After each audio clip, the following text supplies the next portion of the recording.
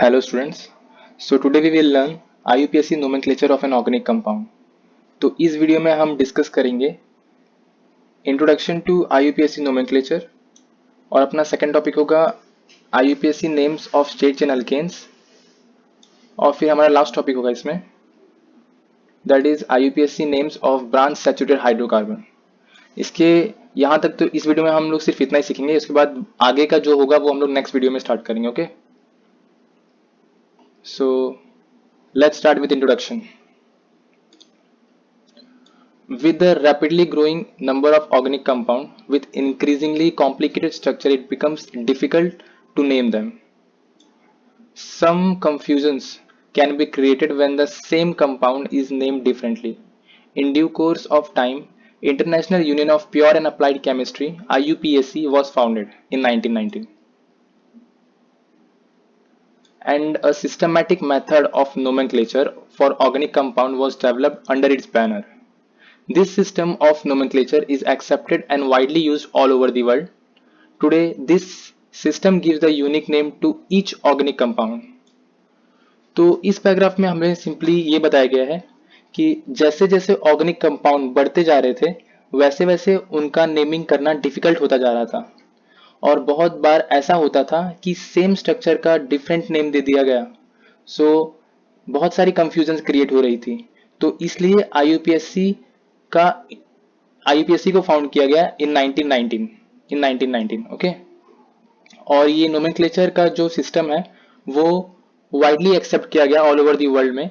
और ये जो सिस्टम है इसकी वजह से हमें जो ऑर्गेनिक कंपाउंड का जो नेमिंग होता है वो हरदम यूनिक होता है। हर बार जो नेमिंग करेंगे हम लोग ऑर्गेनिक कंपाउंड का, अगर वो डिफरेंट स्ट्रक्चर है तो उसका नेमिंग भी हमेशा डिफरेंट ही होगा। Now to arrive at IUPAC name of an organic compound, its structure is considered to be made of three main parts: parent hydrocarbon, branches, and functional groups. The IUPAC name of a compound are obtained by modifying the name of its parent hydrocarbon, further incorporating names of the branches and functional groups as prefix and suffix. For doing this, certain rules were formulated by IUPAC. We consider the IUPAC rule for naming saturated and unsaturated hydrocarbons, simple monocyclic hydrocarbons, simple mono and polyfunctional compounds, and substituted benzenes in the following. तो इस paragraph में हमें क्या बताया गया है कि अगर हमें IUPAC नेम किसी भी कंपाउंड का, किसी भी ऑर्गेनिक कंपाउंड का IUPAC नेम लिखना है तो हमें वहां पे तीन चीजें फिगर आउट करनी पड़ेंगी। तीन चीजें, ओके। जो स्ट्रक्चर होगा वो तीन मेन पार्ट से बना हुआ होगा। फर्स्ट है पेरेंट हाइड्रोकार्बन से बना हुआ होगा, उसको हमें फिगर आउट करना पड़ेगा उस स्ट्रक्चर में, ब्रांचेस और फंक्शनल ग्रुप से, ओके। और जो कंपाउंड है, जो आईयूपीएसी जो ऑर्गेनिक कंपाउंड है, अगर हमें उसका आईयूपीएसी नेम लिखना है तो हमें पेरेंट चेन जो है, पेरेंट हाइड्रोकार्बन जो है उसको हमें मॉडिफाई करना पड़ेगा, ओके। और उसके जो ब्रांचेस हैं और फंक्शनल ग्रुप्स हैं उसे प्रीफिक्स और सफिक्स में यूज करना पड़ेगा। और ये सब कुछ करने के लिए हमारे पास कुछ रूल्स हैं जो आईयूपीएससी ने बताया है, वो हमें आगे जाके पढ़ेंगे, ओके।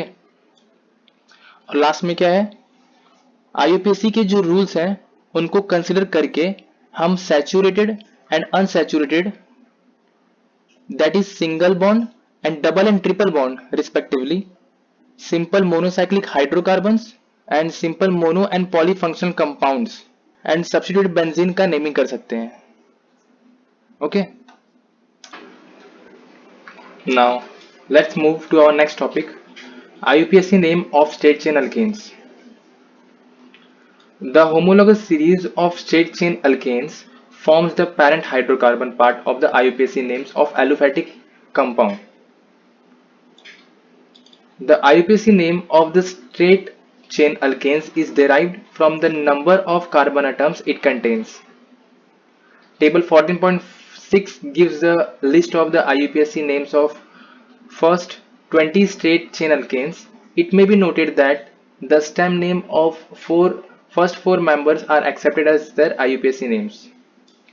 तो इस पैराग्राफ में हमें सिंपली ये बताया गया है कि जो होमोलोगस सीरीज है स्ट्रेट चेन अल्केन्स की, वो हमारे IUPAC नेम का पेरेंट हाइड्रोकार्बन पार्ट होता है। ओके, और जो नेम है स्ट्रेट चेन अल्केन्स का, वो किस किस बेस पे होगा कि उसमें कितने नंबर ऑफ कार्बन एटम्स हैं।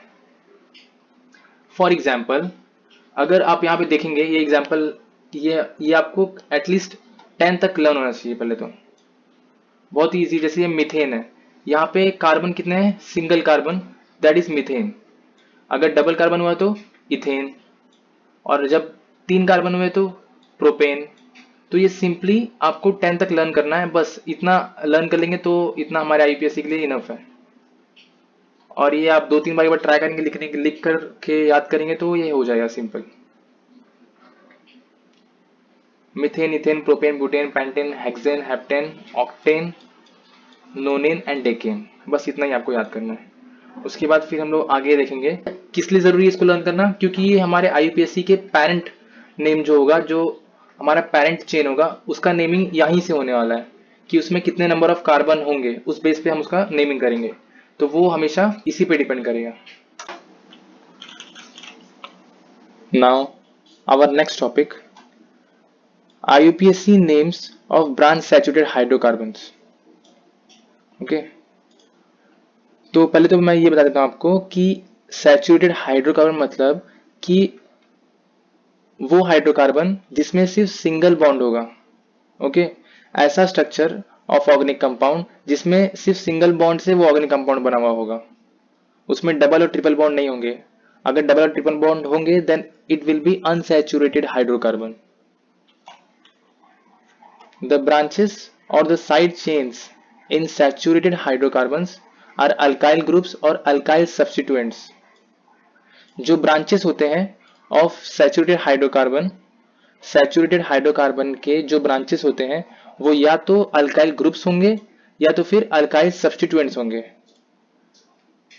Before looking at the IUPAC nomenclature of the branch saturated hydrocarbons, we look at the naming of alkyl groups।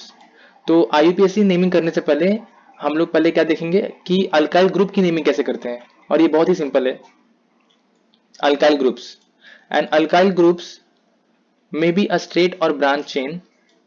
A straight chain alkyl group is generated by removing one hydrogen atom from the terminal carbon of an alkane molecule and is named by replacing "ane" of the alkane by "yl".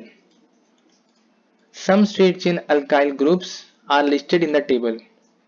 तो यहाँ पे बस ये बताया गया है कि अगर हमें अल्केन से अल्काइन बनाना है, अल्काइल ग्रुप बनाना है अल्केन से, तो सिंपली आपको एक चीज याद रखनी है कि जो अल्केन है उसमें से अल्काइन बनने के लिए सिर्फ एक ही थोड़ा सा डिफरेंस है कि यहाँ पे एक हाइड्रोजन कम हो जाता है। अगर यहाँ पे CH4 है तो यहाँ पे CH3 हो जाएगा, तो मीथेन का क्या हो जाएगा, मिथाइल बन जाएगा। ओके, और इथेन का इथाइल बन जाएगा। अगर एक हाइड्रोजन रिमूव होगा, यहाँ पे क्या है, C2H6 है, यहाँ पे C2H5 है, तो इट विल बी इथाइल। और जो जब हम नेमिंग करेंगे सैचुरेटेड हाइड्रोकार्बन्स की, तो वहां पे हमेशा अल्काइल ग्रुप आता है, ना कि अल्केन्स आता है। अल्केन्स कभी नहीं आएगा, हमेशा वहां पे अल्काइल ग्रुप आएगा। तो वहां पे यही वर्ड्स हम यूज करेंगे ब्रांचेस में, methyl, ethyl, propyl, butyl, डेकाइल and so on. Okay, तो ये आपको सिंपल है, ये आप एक दो बार ट्राई करेंगे तो हो जाएगा। Ethane will be turn two ethyl, propane propyl, जब उसमें से एक हाइड्रोजन रिमूव होगा, और यही हमेशा अपने अनसैचुरेटेड हाइड्रोकार्बन के ब्रांचेस में आते हैं, इसलिए इसको याद रखना very important. Now a branch chain alkyl group is obtained by removing a hydrogen atom from any one of the non-terminal carbon of an alkene or any hydrogen atom from branched alkene। It means अगर हमें एक branched chain alkyl group चाहिए तो हमें एक hydrogen remove करना पड़ेगा। कहां से, फ्रॉम नॉन टर्मिनल कार्बन या तो ब्रांच्ड एल्केन से हमें एक हाइड्रोजन रिमूव करना पड़ेगा। नॉन टर्मिनल कार्बन मतलब क्या, जो हमारी पेरेंट चेन होती है उसमें एक कार्बन होगा स्टार्टिंग में, एक कार्बन होगा एंड में, दे आर टर्मिनल कार्बन। लेकिन बीच में जो कार्बन बीच में होते हैं, फर्स्ट और लास्ट के बीच में जो कार्बन्स होते हैं they are non terminal carbon atoms, उसमें से अगर हम एक हाइड्रोजन रिमूव करते हैं तो वो हमारा, तो हमें क्या मिल जाएगा, a branch chain alkyl group, वो हमें मिल जाएगा। ओके, या तो फिर अगर हम लोग ब्रांच्ड एल्केन में से एक हाइड्रोजन रिमूव करेंगे तो भी हमें एक ब्रांच चेन अल्काइल ग्रुप मिल जाएगा। आगे, stem name of branch alkyl group containing up to 4 carbons are used in IUPAC names. It means जो ब्रांच चेन अल्काइल ग्रुप का जो स्टेम नेम होता है, अगर उसमें अप टू 4 कार्बन एटम्स है तो वो हमारे IUPAC नेम में यूज होता है। ओके, यहाँ हमें कुछ एग्जांपल्स दिए हुए हैं of small branch alkyl groups के। इसको देख के आप समझ सकते हैं कि कैसे होंगे आइसोप्रोपाइल। ये देख सकते हैं आइसोप्रोपाइल, आइसोब्यूटाइल, इनका स्ट्रक्चर कैसा है। ये सब क्या है, अल्काइल ग्रुप्स। ओके, यहाँ पे ये पेरेंट चेन में अटैच्ड होंगे, पेरेंट चेन में। ये जो यहाँ पे आप देख सकते हैं, यहाँ पे ये